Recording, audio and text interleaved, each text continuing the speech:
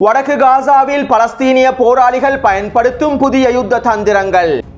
Jabalia பிரதேசத்தில் கொத்து கொத்தாக தட்டி தூக்கப்படும் இஸ்ரேலிய ஆக்கிரமிப்பு சிப்பாய்கள்.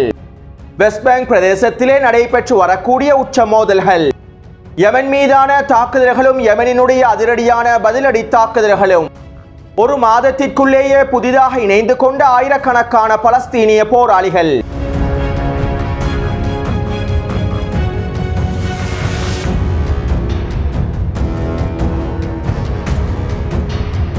நேற்றைய தினம் நடைபெற்ற ஊடக சந்திப்பின் போது ரஷ்ய அதிபர் புட்டின் அவர்களிடம் யூதர்கள் தொடர்பாக சில கேள்விகள் எழுப்பப்பட்டிருந்தன. இதன்போது ரஷ்ய அதிபர் புட்டின் அவர்கள் இவ்வாறு தெரிவித்திருந்தார்: யூதர்கள் கடவுள் நம்பிக்கை அற்றவர்கள், அவர்கள் எந்தவிதமான கொள்கையும் இல்லாதவர்கள். ரஷ்யாவில் உள்ள ஆர்த்தடாக்ஸ் தேவாலயங்களில் அவர்கள் பிளவுகளை ஏற்படுத்த விரும்புகின்றார்கள். ஆர்த்தடாக்ஸ் தேவாலயங்களில் குழப்பங்களை விளைவிக்கின்றார்கள். ஆனால் நீங்கள் ஒரு பொழுதும் அவர்களை ஜெப ஆலயத்தில் பார்த்திருக்க மாட்டீர்கள். அவர்கள் ஒரு தேவாலயத்திலும் இருப்பதில்லை. ஏனென்றால் அவர்கள் மரபு வழியற்றவர்கள், அவர்களுக்கு உறவினர்கள் இல்லை மற்றும் அவர்கள் நினைவாற்றலை இழந்தவர்கள். மேலும் அவர்கள் வேர்களே இல்லாதவர்கள். அவர்கள் ஒரு பொழுதும் தேவாலயங்களுக்கு செல்ல மாட்டார்கள், கடற்கரைக்கே செல்வார்கள் என ரஷ்ய அதிபர் புட்டின் அவர்கள் தெரிவித்துள்ளார். மேலும் ரஷ்ய அதிபர் புட்டின் அவர்கள் தெரிவித்திருக்கக்கூடிய குறித்த காணொளியினை நான் டெலிகிராம் சேனலிலும் பதிவிடுகின்றேன். அதாவது அடிமை அரபு நாட்டு தலைவர்களை விட ரஷ்ய அதிபர் புட்டின் அவர்கள் இஸ்ரேலிய ஆக்கிரமிப்பு தொடர்பாகவும் இஸ்ரேலிய ஆக்கிரமிப்பினுடைய மக்கள் தொடர்பாகவும் தெளிவாக புரிந்து வைத்துள்ளார். அதே போன்று மதிப்பிற்குரிய போப் பிரான்சிஸ் அவர்கள் இவ்வாறு தெரிவித்துள்ளார்: காசாவிலே குழந்தைகள் குண்டு வீசி தாக்கப்படுகின்றார்கள். இது ஒரு மிகப்பெரிய கொடுமையான விடயமாகும். உண்மையில் காசாவிலே நடப்பது ஒரு போரே அல்ல.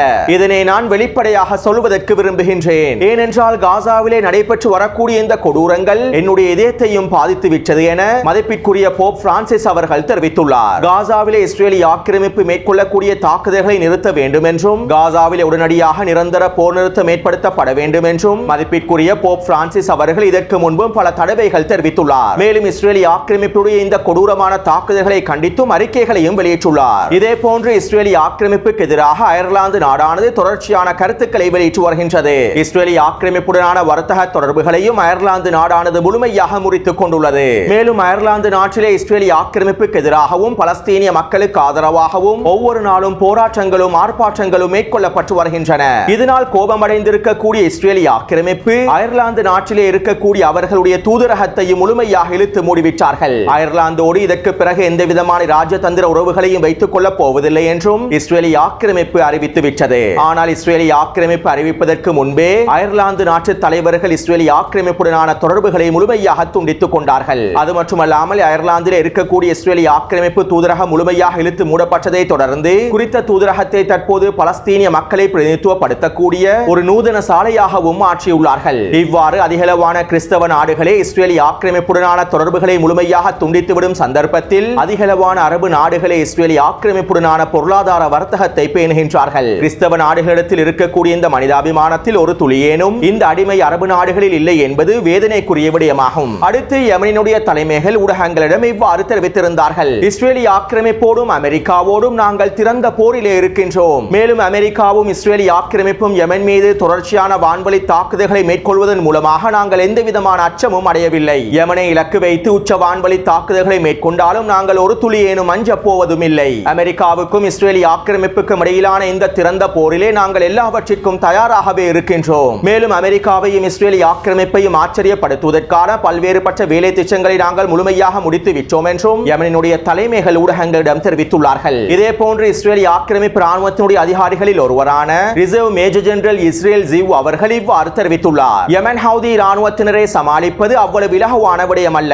யமன் இராணுவத்தினரை அகற்றுவது என்பது பசையை அகற்றுவது போன்றதாகும். அமெரிக்காவும் சவுதி அரேபியாவும் ஐக்கிய அரபு அமீரகமும் கடந்த 9 வருடங்களாக யமனுக்குள்ளே தொடர்ச்சியான தாக்குதல்களை மேற்கொண்டு வருகின்றார்கள். ஆனால் இந்த 9 வருட தாக்குதல்களிலும் அவர்கள் எந்த விதமான வெற்றி இலக்குகளையும் அடைந்து கொள்ளவில்லை. யமனினுடைய இந்த நிலைமைகளையும் அவர்களுடைய பலத்தையும் நாங்கள் தெளிவாக புரிந்து கொள்ள வேண்டும் என இஸ்ரேல் ஜீவ் அவர்கள் ஊடகங்களிடம் தெரிவித்துள்ளார். அடுத்து யமன் ஹவுதி இராணுவத்தினர் இஸ்ரேலிய ஆக்கிரமிப்பு ஆக்கிரமிப்பின் டெல்-அவீவ் பிரதேசத்தை இலக்கு வைத்து தொடர்ச்சியாக ஹைப்பர்சோனிக் ஏவுகணை தாக்குதல்களை மேற்கொண்டதனால் தற்போது இஸ்ரேலிய ஆக்கிரமிப்பின் டெல்-அவீவ் பிரதேசமானது உச்ச பதற்ற நிலைமைக்கு தள்ளப்பட்டுள்ளது. லெபனானிலே தற்காலிக யுத்த நிறுத்தம் ஏற்படுத்தப்பட்டதிலிருந்து இஸ்ரேலிய ஆக்கிரமிப்பின் டெல்-அவீவ் பிரதேசமானது இலக்கு வைக்கப்படவில்லை. தற்போது யெமன் ஹவுதி இராணுவத்தினர் ஹைப்பர்சோனிக் ஏவுகணைகள் மூலமாக டெல்-அவீவ் பிரதேசத்தினை தொடர்ச்சியாக இலக்கு வைப்பதனால் குறித்த பிரதேசத்திலே இருக்கக்கூடிய 40 லட்சத்திற்கும் அதிகமான இஸ்ரேலிய ஆக்கிரமிப்பு நிலத்தரர்கள் உச்ச பதற்ற நிலைமைக்கு தள்ளப்பட்டிருப்பதாக இஸ்ரேலிய ஆக்கிரமிப்பு ஊடகங்களும் தெரிவித்துள்ளன.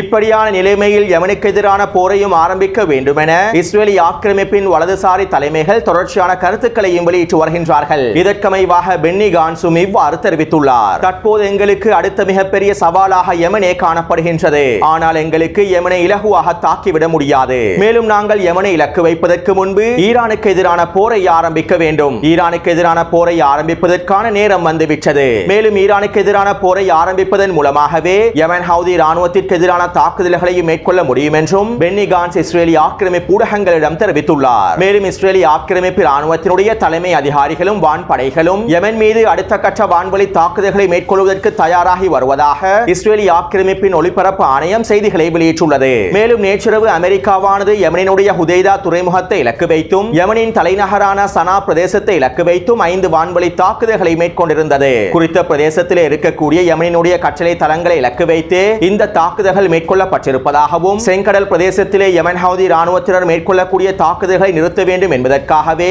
இந்த உச்ச வான்வழி தாக்குதல்கள் மேற்கொள்ளப்பட்டிருப்பதாகவும் அமெரிக்காவின் மத்திய கட்டளை தளம் அறிவித்துள்ளது. அத்தோடு நேற்றிரவு அமெரிக்காவினால் மேற்கொள்ளப்பட்ட இந்த வான்வழி தாக்குதலுக்கு பிறகு ஒரு சுவாரஸ்யமான சம்பவம் ஒன்றும் நடைபெற்றிருந்தது. அதாவது அமெரிக்க போர்க்கப்பலிலே இருக்கக்கூடிய F-18 சூப்பர் ஹார்னட் போர் விமானத்தை பயன்படுத்தியே அமெரிக்கா யெமன் மீது வான்வழி தாக்குதல்களை மேற்கொண்டிருந்தது. இவ்வாறு சூப்பர் ஹார்னட் போர் விமானத்தின் மூலம் வான்வழி தாக்குதல்களை மேற்கொண்டு குறித்த போர் விமானங்கள் திரும்பும் சந்தர்ப்பத்தில் அமெரிக்காவின் கடற்படையினர் குறித்த போர் விமானத்தினை அவதானிக்கவில்லை. மேலும் குறித்த போர் விமானத்தினை யெமன் ஹவுதி இராணுவத்தினால் ஏவப்பட்ட ட்ரோன்கள் என்றும் எண்ணியுள்ளார்கள். இதனால் அதிரடியாக குறித்த போர் விமானத்தினை சுட்டு வீழ்த்துவதற்கான ஏவுகணை தாக்குதல்களையும் மேற்கொண்டுள்ளார்கள். இந்த தாக்குதலினால் அமெரிக்காவின் சூப்பர் ஹார்னட் போர் விமானம் முழுமையாக சுட்டு வீழ்த்தப்பட்டுள்ளது. யெமன் மீது வான்வழி தாக்குதல்களை மேற்கொண்ட போர் விமானத்தினை அமெரிக்க கடற்படையினரே முழுமையாக சுட்டு வீழ்த்தியுள்ளார்கள். அடுத்து அமெரிக்காவானது யெமன் மீது வான்வழி தாக்குதல்களை மேற்கொண்டதை தொடர்ந்து ஓரிரு மணித்தியாலங்களுக்குள்ளேயே யெமன் ஹவுதி இராணுவத்தினரும் அதிரடியான பதிலடி தாக்குதல்களை மேற்கொண்டிருந்தார்கள். ஏடென் வளைகுடா பிரதேசத்திலும் அரேபிய கடல் பிரதேசத்திலும் நிலைநிறுத்தப்பட்டிருக்கக்கூடிய அமெரிக்காவின் போர்க்கப்பல்களை இலக்கு வைத்து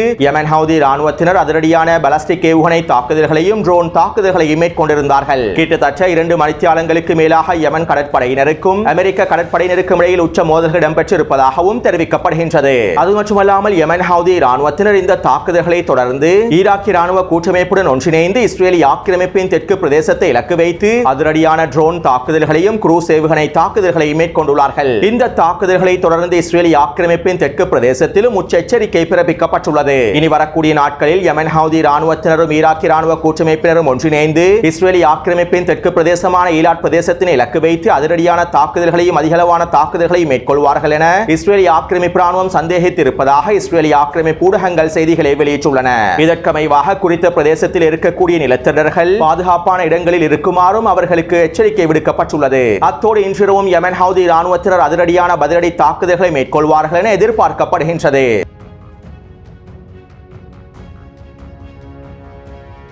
வெஸ்ட் பேங்க் பிரதேசத்திலே பலஸ்தீனிய போராளிகளுக்கும் கைகூலி அப்பாஸினுடைய PA படைகளுக்கும் இஸ்ரேலிய ஆக்கிரமிப்பு ராணுவத்துக்கும் இடையிலே உச்சக்கட்ட தாக்குதல்களும் மோதல்களும் இடம்பெற்று வருகின்றன. குறிப்பாக ஜெனின் பிரதேசத்தினை முழுமையாக கட்டுப்படுத்துவதற்காகவும் ஜெனின் பிரதேசத்தில் இருக்கக்கூடிய பலஸ்தீனிய போராளிகளை முழுமையாக அழிப்பதற்காகவும் அப்பாஸினுடைய PA படைகளும் இஸ்ரேலிய ஆக்கிரமிப்பு படைகளும் தொடர்ச்சியான தாக்குதல்களையும் வேலை திட்டங்களையும் முன்னெடுத்து வருகின்றார்கள். இப்படியான நிலைமையில் ஜெனின் பிரதேசத்தில் இருக்கக்கூடிய பலஸ்தீனிய போராளிகள் காணொலி ஒன்றினை வெளியிட்டிருந்தார்கள். இந்த காணொளியிலே அவர்கள் இவ்வாறு தெரிவித்துள்ளார்கள். நாங்கள் பலஸ்தீனிய மக்களுக்காக போராடுகின்றோம். காசாவின் போர் முனைக்கு ஆதரவாக போராடுகின்றோம். பலஸ்தீனிய மக்களுடைய உரிமைகளையும் நிலத்தையும் மீட்டெடுப்பதற்காக போராடுகின்றோம். இஸ்ரேலிய ஆக்கிரமிப்பு ராணுவத்தின் அடக்குமுறைக்கு எதிராக போராடுகின்றோம். இந்த சந்தர்ப்பத்திலே அப்பாஸினுடைய PA படைகளிடத்தில் நாங்கள் எதுவுமே கேட்கவில்லை. எங்களுக்கு ஆயுதம் தந்து உதவுமாறும் நாங்கள் அவர்களிடத்தில் கேட்கவில்லை. ஆனால் அப்பாஸின் PA படைகள் இஸ்ரேலிய ஆக்கிரமிப்பு ராணுவத்துடன் ஒன்றிணைந்து எங்களை காட்டிக் கொடுக்கின்றார்கள். எங்களுடைய குடும்பங்களை படைகளையும் இலக்கு வைக்கின்றார்கள். நாங்கள் அப்பாஸினுடைய படைகளிடத்தில் எதுவுமே கேட்கவில்லை. எங்களுடைய பாதையிலே தலையிட வேண்டாம் என்றே நாங்கள் அவர்களிடம் கேட்கின்றோம். இந்த நிலைமை தொடருமாக இருந்தால் நாங்கள் அப்பாஸின் PA படைகளுக்கு எதிராகவும் உச்ச தாக்குதல்களை மேற்கொள்ள வேண்டிய சூழ்நிலை ஏற்பட்டுவிடும் என குறித்த காணொலியிலே தெரிவித்துள்ளார்கள். அதாவது அப்பாஸினுடைய PA படைகள் ஜெனின் பிரதேசத்திலும் ஏனைய பிரதேசங்களிலும் இருக்கக்கூடிய பலஸ்தீனிய போராளிகள் தொடர்பான உளவு தகவல்களை இஸ்ரேலிய ஆக்கிரமிப்பு ராணுவத்திடம் வழங்குகின்றார்கள். இதன் மூலமாக இஸ்ரேலிய ஆக்கிரமிப்பு ராணுவம் பலஸ்தீனிய போராளிகளின் குடும்பங்களை இலக்கு வைக்கின்றது. அவர்களை கேடயமாக பயன்படுத்தி பலஸ்தீனிய போராளிகளுக்கு எதிரான தாக்குதல்களை மேற்கொள்கின்றார்கள். மேலும் இவ்வாறு இஸ்ரேலிய ஆக்கிரமிப்பு ராணுவத்திற்கு எல்லாவிதமான உளவு தகவல்களையும் வழங்குவதன் மூலமாக வெஸ்ட் பேங்க் பிரதேசத்திலே பலஸ்தீனிய போராளிகளின் ஆதிக்கத்தினை முழுமையாக கட்டுப்படுத்துவதற்கும் கைகூலி அப்பாஸினுடைய படைகள் எல்லாவிதமான முயற்சிகளையும் மேற்கொண்டு வருகின்றது. தற்போது காசாவிலே ரஃபா கடவையின் நிர்வாகம் பலஸ்தீனிய அதிகார சபைக்கு கீழால் கொண்டு வரப்பட போகின்றது. வெஸ்ட் பேங்கினுடைய ரமல்லா பிரதேசத்தில் இருக்கக்கூடிய ஹமாஸின் சில முக்கியமான பிரதிநிதிகளும் ஒன்றிணைந்து காசாவின் ரஃபா கடவையினுடைய நிர்வாகத்தினை பொறுப்பேற்க போகின்றார்கள். சுருக்கமாக குறிப்பிடுவதாக இருந்தால் ஹமாஸினுடைய பிரதிநிதிகளும் அப்பாஸினுடைய பலஸ்தீனிய அதிகார சபை பிரதிநிதிகளும் ஒன்றிணைந்து காசாவினுடைய ரஃபா கடவை பிரதேசத்தை முழுமையான கட்டுப்பாட்டுக்கு கீழால் கொண்டு வரப்போகின்றார்கள். ஒரு தேசிய அரசாங்கமாகவே காசாவினுடைய நிர்வாகத்தையும் மேற்கொள்ள போகின்றார்கள். இப்படியான நிலைமையில் வெஸ்ட் பேங்க் பிரதேசத்திலே ஹமாஸினுடைய அதிகாரத்தினை குறைப்பதற்காகவும் பலஸ்தீனிய போராளிகளின் செல்வாக்கினை குறைப்பதற்காகவும் அப்பாஸும் அவருடைய நண்பர்களும் எல்லா விதமான வேலை திட்டங்களையும் முன்னெடுத்து வருகின்றார்கள். தேசிய அரசாங்கம் அமைக்கப்பட்டதற்கு பிறகு ஹமாஸ் தரப்பினர் தந்திரமாக காய்களை நகர்த்தி வெஸ்ட் பேங்க் பிரதேசத்திலே இருக்கக்கூடிய பலஸ்தீனிய அதிகார சபையினுடைய ஆதிக்கத்தையும் கைப்பற்றி விடுவார்கள் என்கின்ற பயமும் அப்பாஸுக்கு காணப்படுகின்றது. ஒருங்கிணைந்த அரசாங்கத்தின் மூலமாக ஹமாஸ் தரப்பினர் பலஸ்தீனிய அதிகார சபையினை முழுமையாக கைப்பற்றிக் கொண்டு விடுவார்கள் என்கின்ற அச்சம் அப்பாஸுக்கு காணப்படுகின்றது. இதனால் தான் காசாவினுடைய ரஃபா கடவையை பொறுப்பேற்பதற்கு முன்பு வெஸ்ட் பேங்க் பிரதேசத்திலே பலஸ்தீனிய போராளிகளின் ஆதிக்கத்தையும் ஹமாஸினுடைய ஆதிக்கத்தையும் குறைப்பதற்காக இஸ்ரேலிய ஆக்கிரமிப்பு ராணுவத்துடன் ஒன்றிணைந்து அடுத்த கட்ட வேலை திட்டங்களையும் முன்னெடுத்து வருகின்றார்கள். இருப்பினும் இறுதியிலே அப்பாஸ் தோல்வியடையத்தான் போகின்றார். ஹமாஸ் தரப்பினர் இந்த ஒருங்கிணைந்த அரசாங்கத்தின் மூலமாக தந்திரமாக காய்களை நகர்த்தி அப்பாஸினுடைய பலஸ்தீனிய அதிகார சபையினுடைய அதிகாரத்தையும் கைப்பற்றிக் கொள்வார்கள். இதற்கான வேலை திட்டங்களையும் திரைமறைவில் ஹமாஸ் தரப்பினர் மேற்கொண்டு வருவதாகவும் அல் குதுஸ் ஊடகத்தினுடைய ராணுவ ஆய்வாளர்கள் கருத்துக்களை வெளியிட்டுள்ளார்கள். அடுத்து நேற்றிரவு ஜெனின் பிரதேசத்திலே பலஸ்தீனிய போராளிகள் அப்பாஸின் PA படைகளுக்கு எதிரான தாக்குதல்களை மேற்கொண்டுள்ளார்கள். இந்த தாக்குதலிலே 2 PA படையை சேர்ந்த சிப்பாய்கள் அளிக்கப்பட்டுள்ளார்கள். அடுத்து காசாவின் யுத்த நிறுத்த பேச்சுவார்த்தைகள் கத்தாரிலே தொடர்கின்றன. CIA உளவு பிரிவினுடைய தலைவரும் மொசாடினுடைய தலைவரும் கத்தாருக்கு விஜயம் செய்து அடுத்த கட்ட பேச்சுவார்த்தைகளையும் மேற்கொண்டு வருகின்றார்கள். இதற்கமைவாக இஸ்ரேலிய ஆக்கிரமிப்பு சிறைச்சாலைகளிலே இருக்கக்கூடிய பலஸ்தீனிய கைதிகள் தொடர்பான விவரங்களை மத்தியஸ்தர்களிடம் வழங்கியிருப்பதாகவும் தகவல்கள் வெளியாகியுள்ளன. மேலும் இந்த யுத்த நிறுத்த பேச்சுவார்த்தைகள் நேர்மறையாக நடைபெற்று வருவதாகவும் ஆக்கப்பூர்வமாக நடைபெற்று வருவதாகவும் மத்தியஸ்தர்கள் ஊடகங்களிடம் தெரிவித்துள்ளார்கள். அடுத்து இஸ்ரேலிய ஆக்கிரமிப்பு ராணுவம் வடக்கு காசாவின் ஜபலியா பிரதேசத்தில் இருக்கக்கூடிய கமால் அத்வான் வைத்தியசாலையை இலக்கு வைத்து தொடர்ச்சியான உச்சக்கட்ட தாக்குதல்களை மேற்கொண்டு வருகின்றது. தற்போது குறித்த வைத்தியசாலையிலே 2000க்கும் அதிகமான இடம்பெயர்ந்த பலஸ்தீனிய மக்கள் இருக்கின்றார்கள். மேலும் 500க்கும் அதிகமான நோயாளிகளும் படுகாயமடைந்தவர்களும் இருக்கின்றார்கள். அதே போன்று 100க்கும் அதிகமான வைத்தியர்களும் மருத்துவ ஊழியர்களும் இருக்கின்றார்கள். தற்போது இஸ்ரேலிய ஆக்கிரமிப்பு ராணுவம் கமால் அத்வான் வைத்தியசாலையில் இருந்து அனைவரையும் வெளியேறுமாறு கட்டளையிட்டுள்ளது. மேலும் குறித்த வைத்தியசாலையை முழுமையாக தரைமட்டமாக்குவதற்கான தாக்குதல்களை மேற்கொள்ள போவதாகவும் அறிவித்துள்ளது. அடுத்து இஸ்ரேலிய ஆக்கிரமிப்பு ராணுவத்தின் பெயர் குறிப்பிட விரும்பாத அதிகாரி ஒருவர் இஸ்ரேலிய ஆக்கிரமிப்பின் வல்லா ஊடகத்திடம் இவ்வாறு தெரிவித்துள்ளார். கடந்த மாதத்தில் மாத்திரம் வடக்கு காசாவிலே 4000க்கும் அதிகமான புதிய போராளிகள் ஹமாஸுடன் ஒன்றிணைந்துள்ளார்கள். வடக்கு காசாவிலே ஒவ்வொரு நாளும் நூற்றுக்கணக்கான போராளிகள் இணைந்து கொள்கின்றார்கள். மேலும் இவர்களுக்கு தேவையான அனைத்து விதமான பயிற்சிகளையும் வடக்கு காசாவில் இருக்கக்கூடிய பலஸ்தீனிய தலைமைகள் வழங்கி வருகின்றார்கள். வடக்கு காசாவிலே உள்ள ஹமாஸினுடைய முக்கியமான தளபதிகளை நாங்கள் படுகொலை செய்திருந்தாலும் நாங்கள் இன்னும் அறிந்து கொள்ளாத பல தளபதிகள் உள்ளே இருக்கின்றார்கள் என்பதனையும் எங்களுக்கு இதிலிருந்து தெளிவாக புரிந்து கொள்ளலாம். அது மட்டுமல்லாமல் ஒவ்வொரு நாளும் இணைந்து கொள்ளக்கூடிய நூற்றுக்கணக்கான போராளிகளுக்கான பயிற்சிகளை அவர்கள் எங்களை வைத்தே வழங்கி வருகின்றார்கள். ஜபலியா பிரதேசத்திலும் வடக்கு காசாவின் வடக்கு பிரதேசத்திலும் இருக்கக்கூடிய எங்களுடைய ராணுவ தளங்களை இலக்கு வைத்து தாக்குதல்களை மேற்கொள்வதன் மூலமாகவே அவர்களுக்கான பயிற்சிகளும் வழங்கப்படுகின்றன.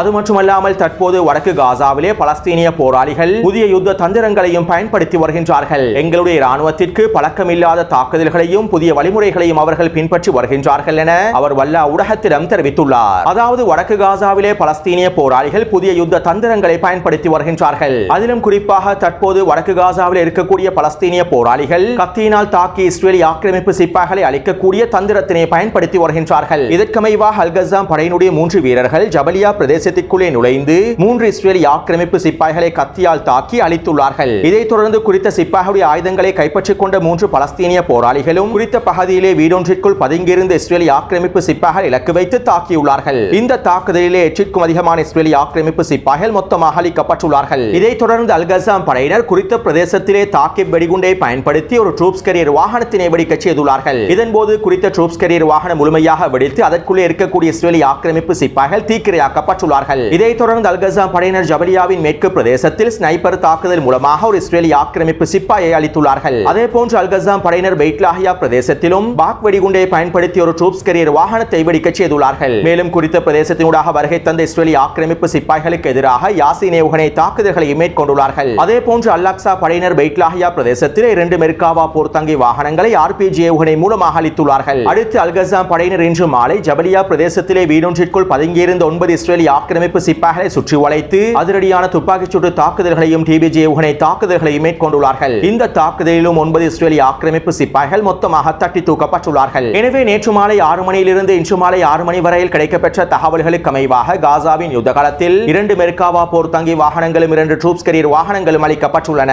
30க்கும் அதிகமான இஸ்ரேலிய ஆக்கிரமிப்பு சிப்பாய்கள் கொத்தாக தட்டி தூக்கப்பட்டுள்ளார்கள். எனவே இந்த காணொலி தொடர்பான கருத்துக்களை பதிவிடுங்கள். தொடர்ந்து என்னுடன் இணைந்திருங்கள். நன்றி, வணக்கம்.